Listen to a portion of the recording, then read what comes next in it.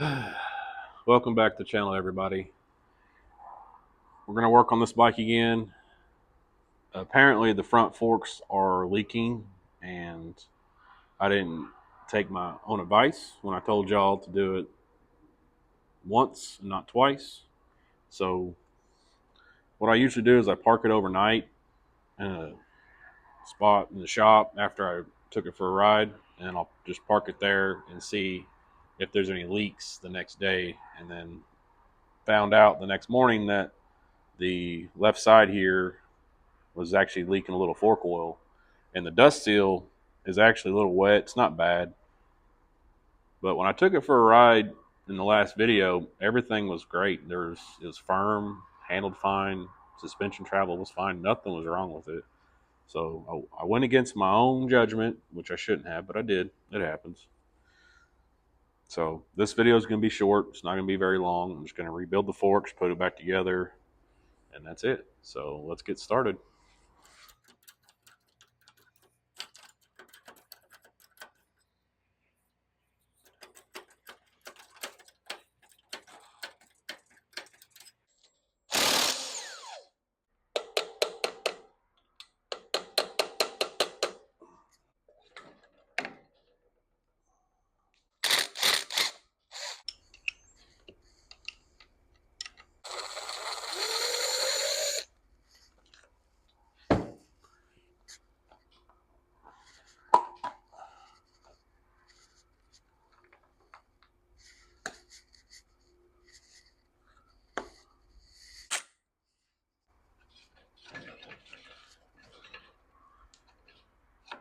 Man, it's so nice when these things come out and they're not all rusty. Man, I got lucky on this one.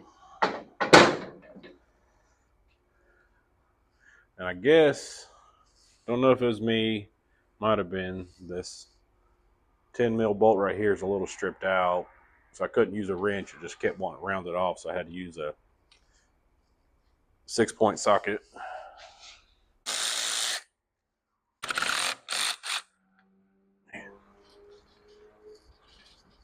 Don't know how happy this makes me that these are coming out so easy. Yeah, this one's actually kind of wet as well, if you can see that, but it's... And so when I came out the next day, there was just a little bit dripping off these fork tube, or these forks here, so not too bad. Like I said, I already have the seals and everything like that, so this should go together fairly easy. Because what you do, you'll take this dust seal off. There's a clip in here, you pull that out, and you have to take this hex bolt off. Looks like a 5 or a 6.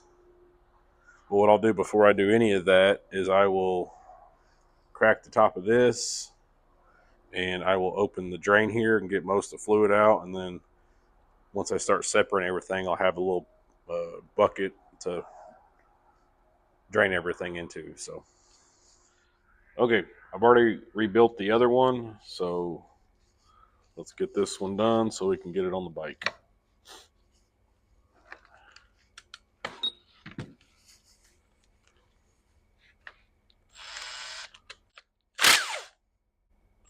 Now these are under pressure, not much, but there is a big spring in here, so you want to take it off slowly, just like that. And then there's a 10 mil here. Nope, crap, it's already pissing out. All right. Somebody filled that one. All right. And it looks like they used motor oil.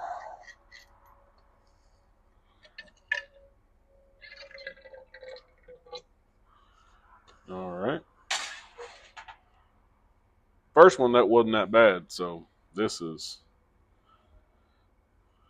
different. But now that I made a mess, as I was saying, this is your drain here.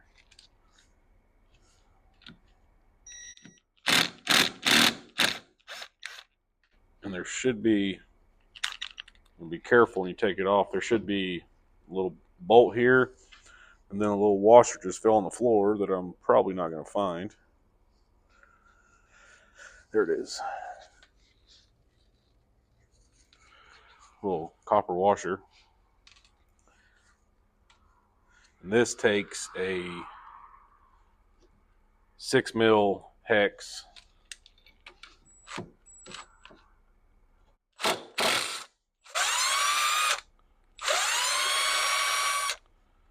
Because if you don't get this off,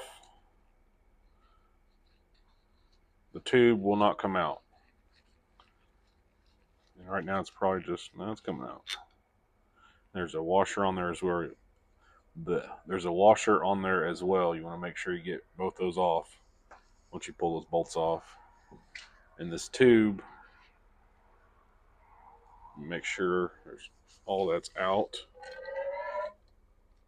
Okay, all right. Just make more of a mess. Yeah.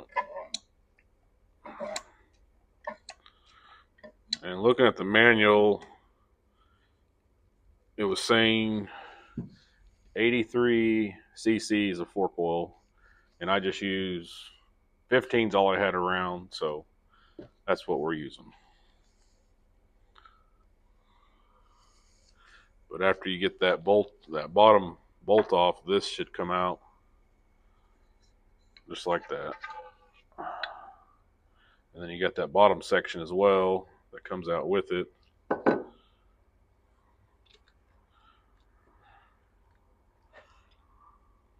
Making all kinds of mess today. All right. Stay. So, as you can see, not a lot, but actually some of it's on the table now. So, pop these seals out. This is your dust cover, which is actually still in good shape. And then there's a little snap ring here. You want to make sure you get that out. And try to keep your hand over it so it doesn't go flying.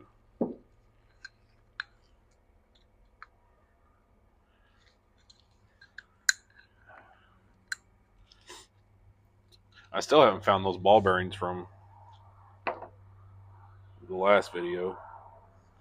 And to get this seal out, it's kind of a chore to do. Where's that other rag at? I have another one. I don't use this one. You want to use something to cushion when you're trying to pry it out, because you don't want to damage any of this. Because you can actually, I've seen it where I've rebuilt some and they've pried and a big old chunk is missing. Luckily it wasn't where the clip goes, but still it's a big chunk and it just looks awful. So just try to get you something where you can protect it. And this wasn't working, it was just bending the screwdriver, so I had to get more leverage.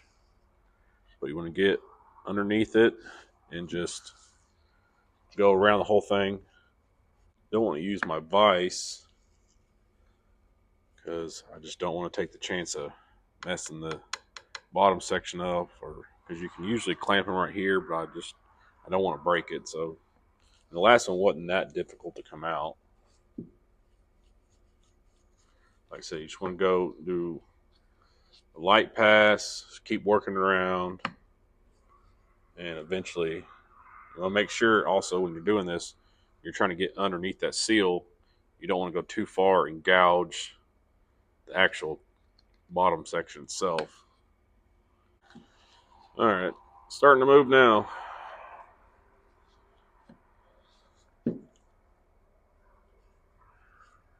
There we go.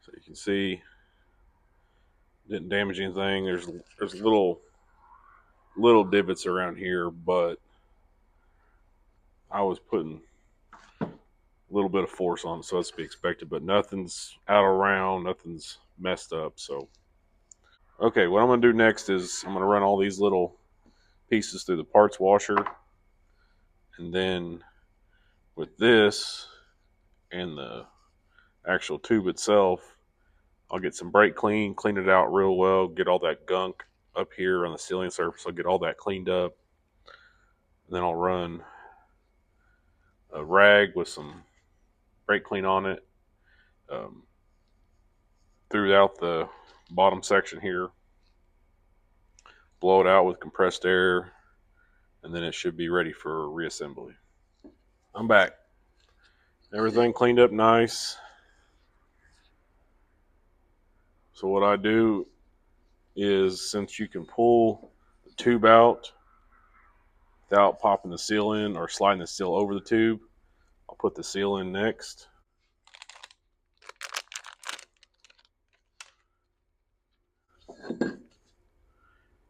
And all the surfaces are clean. There's actually a little lip in here where the seal will bottom out, so you don't have to worry about going too far. So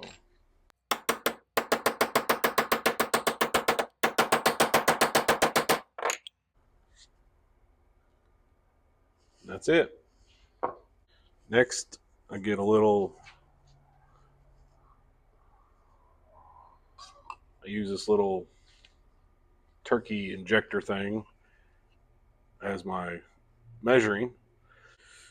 It's each full is 30 mils or milliliters, cc's, whatever you want to call it. So I get a little bit of the fork oil,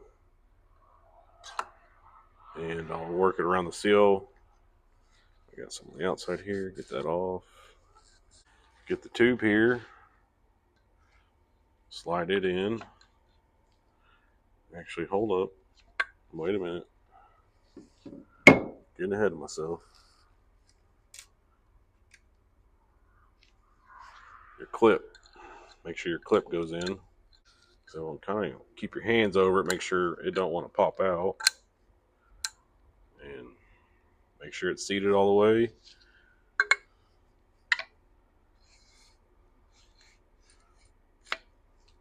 Slide your tube in.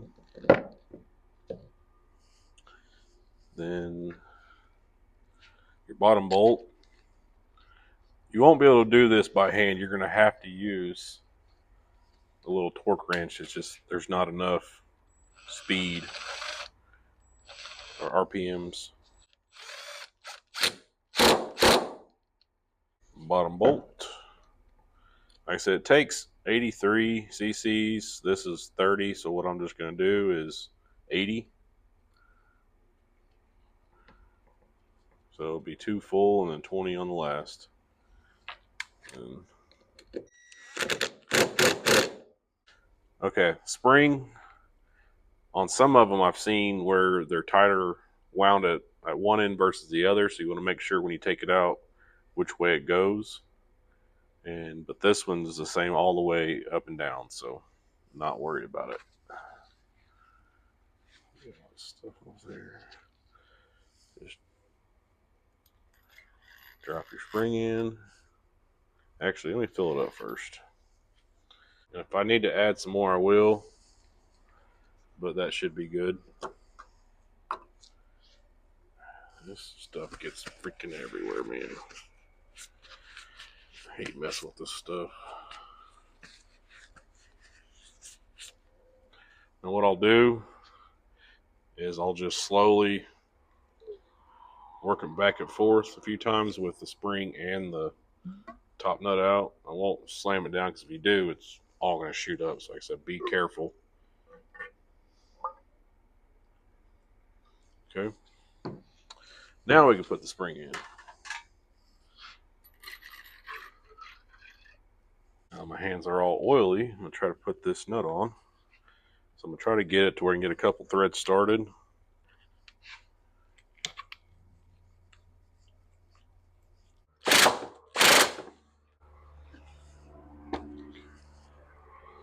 So that's, oh yeah, she good. Now put the dust seal on and then put it back on the bike. So I was putting an old one on for a minute. I was like, I can't do that. So that's it. That's how you rebuild a fork. It's an easy we're going in. It's going to be a pain in my butt.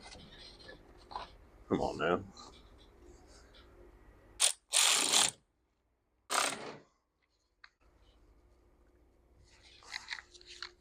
Now the fun part, trying to get all this together in at least a few tries. Okay. You're learning. There you go.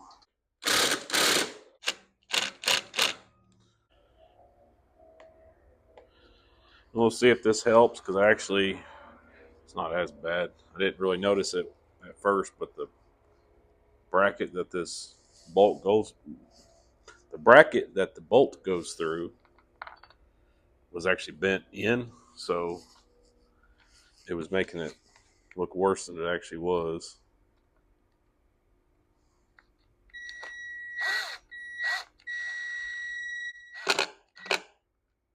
It don't look as bad, but when I tried to polish it up or shine it up with the heat gun, it warped it really quick, and I didn't put a lot of heat on it, so I stopped that.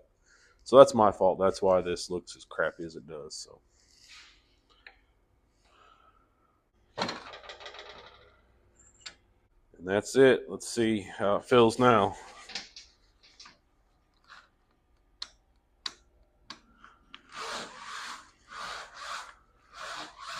Oh yeah, a lot better. All right, everyone. That's it for the XR80 fork rebuild. Like I said, this is just the perfect example, in my opinion, just why to do it right the first time instead of the second time. Because, yeah, I just went against my better judgment and went ahead and put it back together. Like I said, they did feel fine, so I wasn't really worried about it. But the seals were the original ones, I think. So, but like I said, I keep talking about these triple clamps because usually when I run bikes or have rebuilt forks in the past, they're rusted on there. You got to beat the crap out of them. You got to pry the triple trees or triple clamps apart. And like I said, it's just, that's the easiest that I've had in a long time. So, and these forks are super simple. So I wasn't really worried about it, but like I said, I still should have done it, but it is what it is. Like I said, overall, the bike runs great. Like I said, I rode it a few times since the video, and it starts on the first kick, runs, rides, stops, shifts, everything like it should. Have no really problems with it at all, minus the fork. So, all right, I want to thank y'all for watching, and I will see you on the next video.